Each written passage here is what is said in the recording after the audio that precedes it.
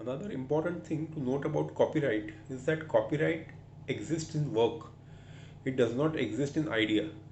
So you may have a brilliant creative idea, but if there is no physical work in which that idea has been manifested, then you cannot claim copyright. And what is work? As I have already explained before, it should be a literary work, a dramatic work, a musical work, an artistic work, a sound recording, or a cinematograph film. So, existence of work is very important and essential to claim copyright protection. Now, one good thing about copyright is that unlike other forms of IPR, like your patents and trademarks, you need not register the copyright. Copyright comes into existence the moment the work comes into existence. However, that is not the case with, say, a trademark. A trademark has to be registered. Unless you register it, you cannot sue for infringement of trademark. However, you can sue for infringement of copyright if you can show that it was your own original creation. This brings us to another interesting discussion. What do you mean by originality? What is meant by original work?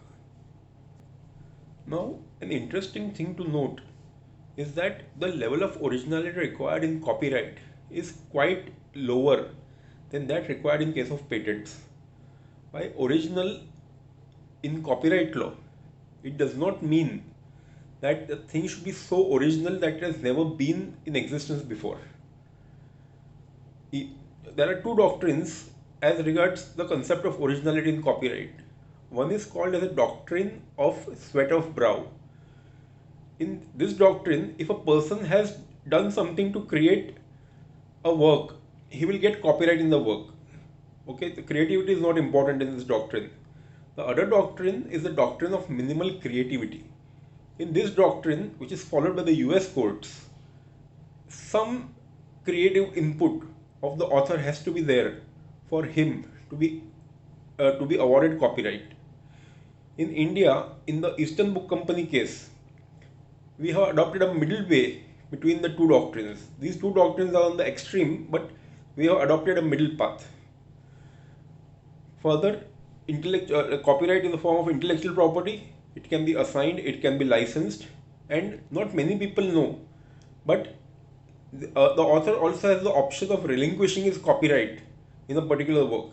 In that case, the work will come in the public domain and anyone is free to use that work which was earlier copyrighted. Finally, to conclude, many people believe that copyright exists for the protection of the rights and interests of the creators. While this is true, it is only one side of the coin.